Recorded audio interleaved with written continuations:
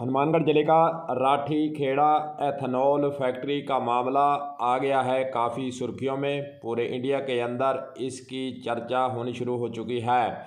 वहीं दूसरी ओर इसके संबंध में क्या क्या अब नया घटनाक्रम हो रहा है, क्या क्या नई बातें आ रही हैं और क्या क्या जिला प्रशासन, पुलिस प्रशासन और नेताओं के द्वारा आपसी तालमेल बिठाने का कोई हो रहा है जा काम, या फिर मुकदमेबाजी के अंदर अब किसान नेताओं और पार्टी के नेताओं को जूझने पर होना पड़ेगा मजबूर। चलिए इस पर करते हैं पूरी बात। 10 दिसंबर 2025 को महापंचायत के बारे में आपको पिछले वीडियो के अंदर हम विस्तार से जानकारी दे चुके हैं। 10 दिसंबर 2025 को राठीखेड़ा एथेनॉल फैक्ट्री को लेकर महापंचायत बुलाई गई। 3 बजे तक यह सभा चली।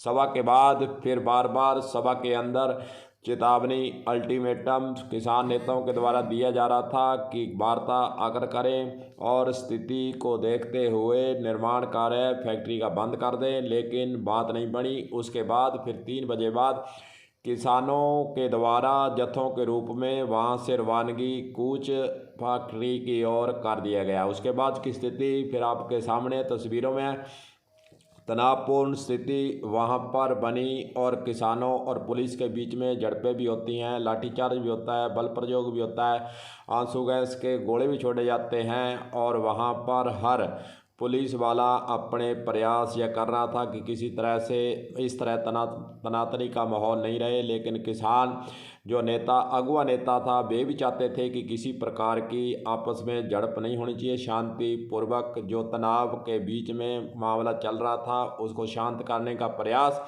वहाँ पर जो किसान नेता थे, जहाँ पार्टियों के नेता थे, उनके द्वारा प्रयास भी किया गया, लेकिन भीड़ के अंदर इस प्रकार तनाव की स्थिति बन गई कि हर कोई जो आगे लगे हुए थे उनको पीछे छोड़कर युवा पीढ़ी और कुछ शरारती तत्व उसके अंदर शामिल हो गए और वे आगे आगे दौड़ते हुए फैक्ट्री के गेट तक पहुंच गए।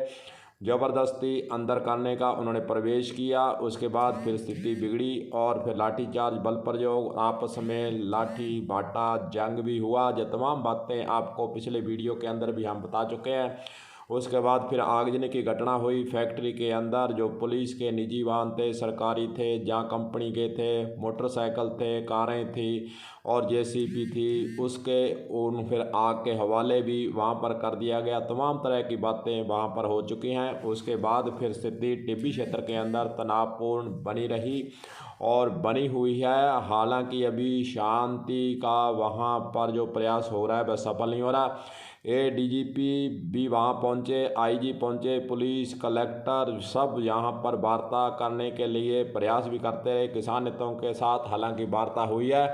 उधर किसान नेताओं के द्वारा कहा गया है कि 3 मांगें उनके द्वारा हमने रख दी है। फैक्ट्री बंद की जाए, केस वापस लिए जाएं और शांतिपूर्वक प्रयास शांति बनाने के लिए सभी मिलकर काम करें। इस प्रकार 3 शर्तें वहां पर रखी गई है। इसकी जांच भी मामले के पूरे की करवाने की किसानों ने मांग रख दी है। इस बीच खबर यह भी मिली है कि टिब्बी के अंदर महापंचायत के बाद जो राठीखेड़ा एथेनॉल फैक्ट्री के सामने घटनाक्रम हुआ, उसके बाद फिर 107 लोगों पर पुलिस ने केस भी विभिन्न धाराओं के अंदर दर्ज कर दिया है।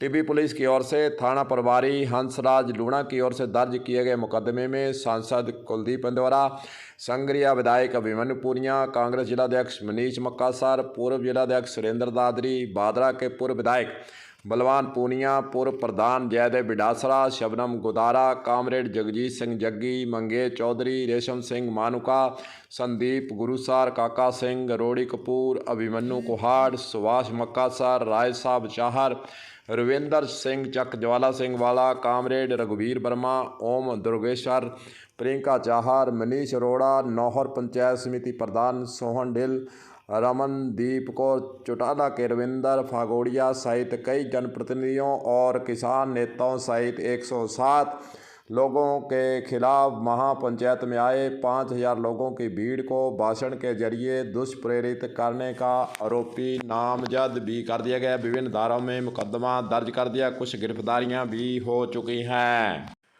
आपको यह भी बता दें कि राठी खेड़ा एथेनॉल फैक्ट्री का मामला लोकसभा में उठ चुका है। सांसद हनुमान बेनीवाल और कांग्रेस के सांसद कुलदीप इंदौरा के द्वारा लोकसभा के अंदर इस मामले को उठाया गया है और वहीं दूसरी ओर लोकसभा में आरोप लगाए गए हैं कि पुलिस प्रशासन और वहां के जो अधिकारी थे उनके द्वारा स्थिति को नहीं संभाला गया और जो मुकदमे किए गए हैं उनको वापस लिया जाए, निष्पक्ष रूप से इस पूरे प्रकरण की जांच की जाए, जो भी दोषी हैं उनके विरुद्ध नियम सम्मत कार्रवाई करें। इस प्रकार की बात लोकसभा के अंदर उठ चुकी है।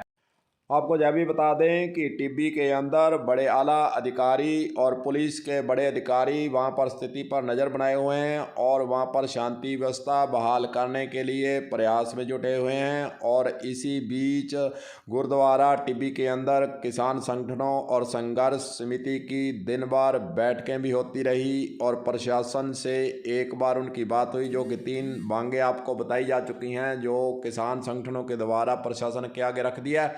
उसी बीच कलेक्टर के द्वारा उन 3 मांगों को लेकर समय मांगा गया। उसके जवाब में कलेक्टर क्या कहते हैं यह बात भी देखने वाली है। वहीं दूसरी ओर रात को सादुलशहर के विधायक गुरवीर बराड़ भी गुरुद्वारा टिब्बी के अंदर पहुंचे। यहाँ पर लोग बैठे थे, ठहरे हुए थे।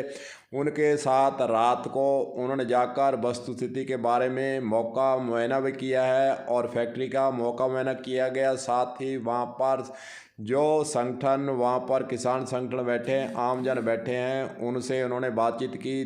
पूरा फीडबैक उन्होंने लाया। उन्होंने कहा कि मुख्यमंत्री के द्वारा मेरे को यहाँ पर भेजा गया है और इस प्रकरण के बारे में जानकारी लेकर रिपोर्ट मुझे देने के लिए कहा गया है। प्रशासन से भी उन्होंने कुछ सूचनाएं मांगी हैं और फिर वहां पर जो लोग उपस्थित थे उनके द्वारा जो पुलिस बल प्रयोग किया गया और पूरा घटनाक्रम उनके द्वारा बताया गया, क्या क्या हुआ, महापंचायत के बारे में बताया गया, प्रशासन के बारे में बताया गया, पुलिस के बारे में बताया गया।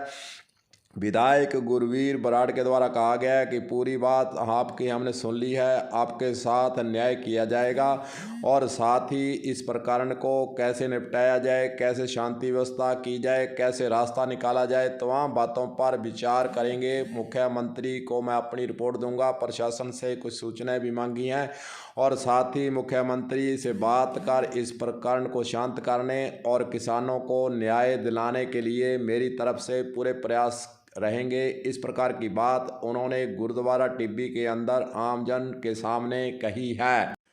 टिब्बी के अंदर हालांकि भारी पुलिस जाब्ता वहां पर नियुक्त किया गया है। साथ ही शांति व्यवस्था बढ़ाने के लिए पुलिस के स्तर से अपील भी की जा रही है, जिला प्रशासन के तरफ से अपील की जा रही है। वहीं लोगों से जब वहां पर मीडिया के द्वारा बातचीत की गई तो भयभीत वह जरूर नजर आए और भय के अंदर कह रहे हैं कि हम जी रहे हैं और उन्हें डर है कि पुलिस कहीं उन पर दोबारा फिर कार्रवाई के नाम पर कहीं और ज्यादती ना कर दे। इस प्रकार की बातें भी टिब्बी के अंदर आम चर्चा में है। तनावपूर्ण स्थिति हालांकि वहां पर बनी हुई है लेकिन कंट्रोल के अंदर स्थिति है। पुलिस प्रशासन लोगों से मिलकर शांति व्यवस्था बनाने की अपील कर रहा है और लोगों के द्वारा जो किसान संगठन है वे अपनी मांगों पर अड़े हुए हैं और उन्होंने कहा कि आंदोलन का रास्ता जो हमने चलाया था वह मांग पूरी होने तक आगे भी जारी रहेगा। इस प्रकार की बातें जरूर वहां पर हो रही हैं। अब देखने वाली बात यही है कि एक तरफ विधायक गुरवीर बराड़ लोगों से मिलते हैं और मुख्यमंत्री को सीधी रिपोर्ट देने की बातें करते हैं, दूसरी ओर पुलिस के बड़े अधिकारी वहां पर शांति व्यवस्था बनाए के लिए बैठे हैं। उनके द्वारा क्या आगे प्रयास होते हैं, प्रशासन के क्या प्रयास होते हैं, किसान संगठनों से किस प्रकार समझाइश करने में प्रशासन सफल रहता है, यह भी देखने वाली बात है। और नया कोई घटनाक्रम नहीं हो इसके लिए क्या पुख्ता इंतजाम प्रशासन के स्तर से किए जाते हैं और किसान संगठनों के द्वारा अपना रुख आगे क्या रहता है, क्या आंदोलन की रणनीति रहती है, यह तमाम बातें तो देखने वाली है। फिर आपसे जुड़ेंगे आपको टिब्बी क्षेत्र के अंदर एथेनॉल फैक्ट्री के बारे में मामला जो उग्र रूप ले लिया था, शांत अब थोड़ा हो चुका है, शांति व्यवस्था बनी हुई है।